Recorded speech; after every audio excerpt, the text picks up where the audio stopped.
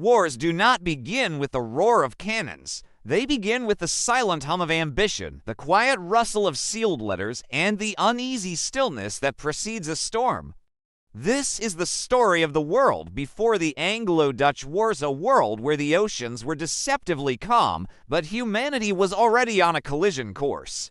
In the mid-17th century, Europe basked in a fragile peace. In the bustling port of Amsterdam, canals reflected the golden light of a new empire built not on land, but on water. The Dutch Republic, a tiny nation that had fought its way to freedom, was now the master of the seas. Its merchant ships, the flights, were the workhorses of global trade, carrying spices from the East Indies, timber from the Baltic, and sugar from the New World. Warehouses overflowed with unimaginable wealth, and the Amsterdam Stock Exchange was the beating heart of a new global economy. The Dutch had created a modern marvel, an empire of commerce. Across the North Sea, another power was stirring. England, recovering from its own civil turmoil, looked outward with a mixture of envy and ambition. London's docks were busy, its sailors hardened by the Atlantic winds, but its reach was overshadowed. Everywhere English merchants sailed, they found the Dutch had arrived first. The Dutch controlled the most lucrative trade routes, offered better prices, and their ships outnumbered England's fleet in every major port from the Caribbean to Japan. For the English crown and its ambitious merchants, this Dutch dominance was not just a commercial challenge. It was an affront to national pride. The world's oceans, once vast and open, were becoming crowded. On the high seas, the flags of England, Holland, Spain, and Portugal crossed paths daily. A chance encounter between two merchant vessels could be a peaceful exchange of news or a tense standoff. Captains eyed each other with suspicion. Whose cargo was more valuable? Who had the right to fish these waters? Who was authorized to trade in this port? Slowly, the courtesies of the sea began to fray. English captains, emboldened by their government's new policies, started stopping and inspecting Dutch ships, searching for contraband or rivals trading with English colonies.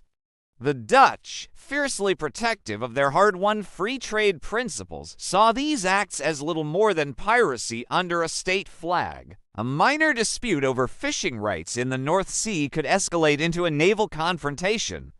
A seizure of goods off the coast of Africa would send ripples of outrage back to the halls of power in The Hague and London. Beneath the surface of daily commerce, a silent arms race was underway.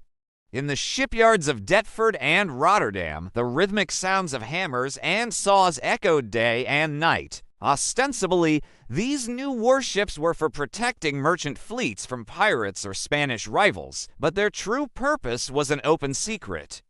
Naval architects designed ships that were heavier, faster, and armed with more cannons than ever before. These were not just vessels of defense, they were instruments of dominance. On hand-drawn maps in quiet, candle-lit offices, strategists marked contested sea lanes and potential choke points. Every new ship commissioned was a move on a global chessboard, a clear signal to the other side. Diplomacy became a delicate, dangerous dance. Ambassadors exchanged polite but firm letters, their words laden with veiled threats and unmet demands. In one chamber, merchants would lobby for aggressive action to protect their profits. In another, politicians would debate the cost of war versus the cost of inaction. The key flashpoint was the English Navigation Act of 1651. This bold decree stated that all goods coming to England must be carried in English ships or ships from the country of origin. It was a direct, surgical strike at the heart of the Dutch trading system, which relied on being the middleman for all of Europe. For the Dutch, this was an economic declaration of war. For the English, it was a necessary step toward maritime sovereignty. The line had been drawn. Fear and mistrust began to poison the air. Sailors who once shared stories in foreign taverns now exchanged hostile glances. Merchants who had been partners became bitter rivals. In both London and Amsterdam, pamphlets and propaganda painted the other side as greedy, arrogant, and untrustworthy. The Dutch were depicted as grasping merchants who cared only for gold. The English were portrayed as haughty aristocrats bent on imperial glory. The common ground between the two Protestant, maritime nations was vanishing, replaced by a growing, mutual animosity. The question was no longer if there would be a war, but when it would begin and who would fire the first shot. The world stood unknowingly on the brink of a new kind of conflict. One fought not for territory or religion, but for control of the global economy itself. It would be a war of ship-to-ship battles, of blockades and broadsides, a catastrophe that would set the oceans ablaze and reshape the destiny of empires. As the year 1650 dawned, an unnatural quiet settled over the North Sea. Along the English and Dutch coasts, massive fleets lay at anchor. Their sails were neatly folded, their decks cleared for action. Cannons, polished and loaded, pointed out from countless gunports, their dark mouths waiting to speak. The water was calm, the wind was still. It was the final, deafening silence.